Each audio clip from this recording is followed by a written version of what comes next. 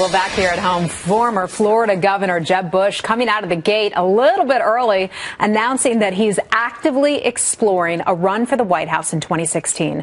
Well, Democrats already taking shots at the potential presidential candidate, but Bush may also face a challenge winning over voters in his own party. A recent poll shows Mitt Romney in the lead with 19% support among self-identified Republican voters. Jeb Bush coming in second at 10%.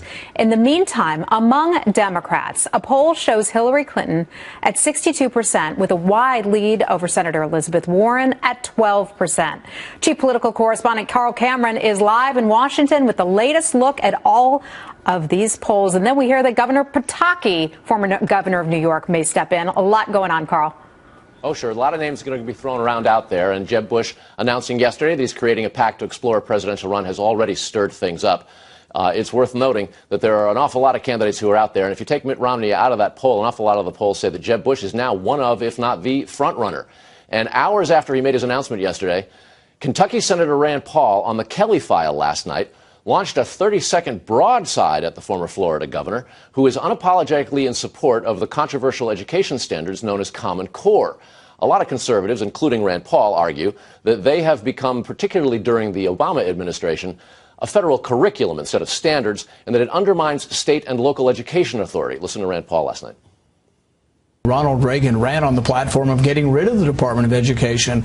We've always believed in decentralized education. So for Jeb Bush to run in the primary will be very, very difficult, because if you're going to be for a national curriculum and for Common Core and for No Child Left Behind, this accumulation of power in Washington, that's not very popular, and it's going to be an overcoming if he thinks he can win the primary.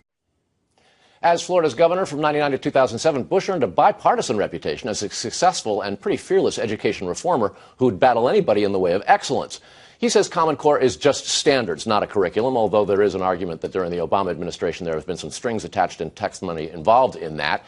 He says it is important that standards stay high, and if states want to opt out, he's okay with that. He finds the debate a little bit troubling and argues that any state has to have a standard. There should be some regularity between what U.S. kids are being taught in order for them to compete around the country and around the world. It's interesting, too, Heather. Last night, for a while, if you Googled Jeb Bush, it would actually, first thing that would come up would be a Rand Paul ad that said, "We need leaders who will stand up to Common Core." And in Iowa last night, home of the first caucuses of 2016, Bobby Jindal was giving a speech to a bunch of Republicans at a dinner there last night. And he, too, said that he thinks that Jeb Bush is wrong on Common Core and that conservatives should be looking for less intrusion from the federal government when it comes to education and its local control. Debate to be had. Carl Cameron in Washington. Carl, thanks. We'll be keeping you busy.